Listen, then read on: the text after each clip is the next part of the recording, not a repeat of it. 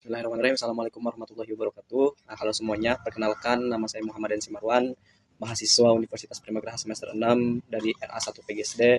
Kebetulan pada video kali ini kita akan membahas tentang pembelajaran menulis di SD. Mungkin teman-teman juga semua sudah tidak asing ya dengan yang namanya menulis dan membaca.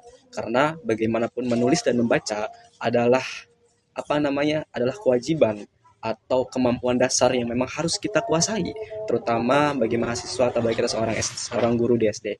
Dan begitupun, pembelajaran menulis ini merupakan kemampuan dasar yang memang harus dikuasai oleh anak-anak kita, anak-anak yang memang tingkatannya masih dalam fase A, B, dan C.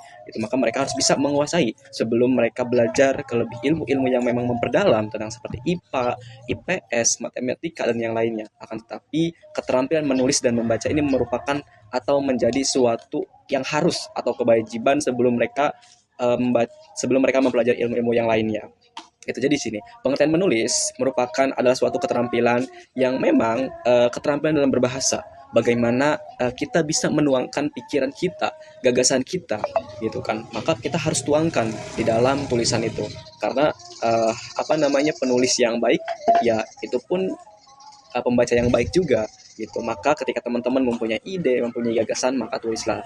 Sehingga nanti ide dan gagasan itu menjadi sebuah karya ilmiah yang memang nanti bisa kita sebarluaskan kepada teman-teman yang lain. Adapun menurut Nurgianto 2010 bahwa menulis adalah aktivitas yang memang mengungkapkan gagasan melalui media bahasa gitu, yang artinya bahwa ketika kita bisa mengungkapkan ide dan pikiran-pikiran kita, ya kita menulis menggunakan gagasan-gagasan yang memang sudah ada dalam pikiran kita gitu. Terus yang kedua teman-teman, kita akan belajar tentang tentang fungsi dan tujuan menulis. Tentu dong kita menanyakan, ketika kita melakukan sesuatu itu kita harus jelas teman-teman, fungsi dan tujuan kita untuk apa gitu. Nah, maka di sini akan saya sedikit menjelaskan tentang fungsi dan tujuan untuk menulis itu seperti apa gitu.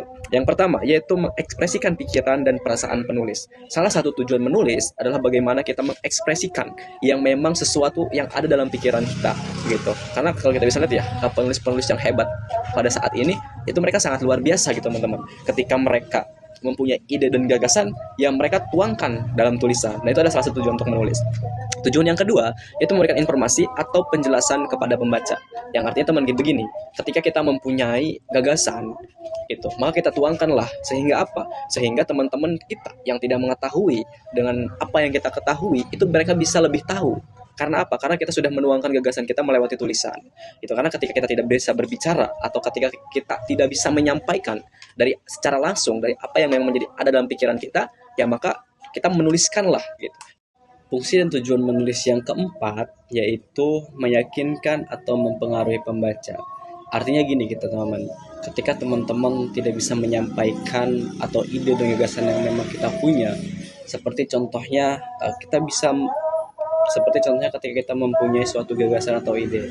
Misalkan kita akan mengadakan sosialisasi yang namanya terkait sampah, karena kan memang sampah itu menjadi sampah yang menjadi isu nasional yang memang pada saat ini diberbicarakan di berbagai daerah gitu. Dan ketika teman-teman bisa atau mempunyai gagasan bagaimana mengatasi sampah ini supaya tidak terlalu banyak, ketika teman-teman tidak bisa menyampaikan secara langsung, maka menulislah. Sehingga apa? Sehingga kita bisa meyakinkan dan mempengaruhi pembaca dengan apa yang ada dalam gagasan kita. Terus yang kelima yaitu mendokumentasikan peristiwa atau pengalaman. Selain dari untuk menuangkan ide dalam pikiran kita, menulis juga menjadi suatu ID card atau menjadi suatu memori bagaimana kita bisa mendokumentasikan atau menyimpan baik-baik dari pengalaman atau cerita yang memang sudah kita lakukan.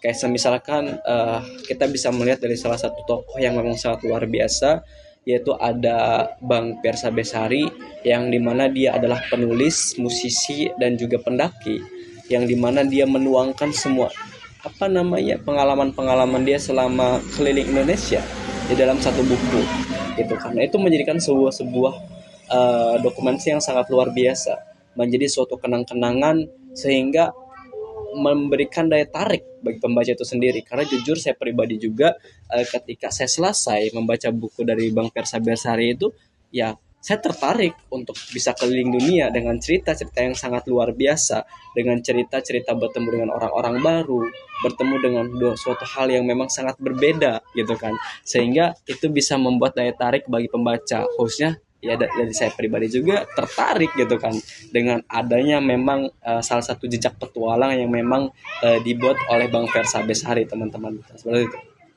Nah, selain kita berbicara tentang tujuan dan fungsi menulis, kita akan melihat apa yang namanya sebagai hakikat menulis sebagai proses, gitu kan? Hakikat menulis sebagai proses. Nah, ini sangat luar biasa, teman-teman. Ya, menurut Grapes 1983 dalam Tompkins 1944, mereka menegaskan bahwa menulis adalah sebuah proses, bukan sekadar produk akhir. Proses menulis meliputi beberapa tahapan yang paling berkaitan. Artinya kita bisa simpulkan, teman-teman, bahwa menulis adalah bukan tahapan akhir, melainkan proses dari proses apa namanya proses dari suatu proses yang memang menjadi suatu perjalanan kita gitu. Ketika kita mempunyai ide dan gagasan, ketika menulis itu bukan akhir dari segalanya, tapi itu menjadi awal permulaan bagaimana nanti tulisan kita bisa didengar dan semacamnya begitu. Di sini ada beberapa tahapan yang memang saling berkaitan tentunya dari hakikat menulis sebagai proses. Yang pertama yaitu penulis atau writing. Tahap perencanaan, pemilihan topik, pengumpulan informasi, dan pembuatan kerangka tulisan.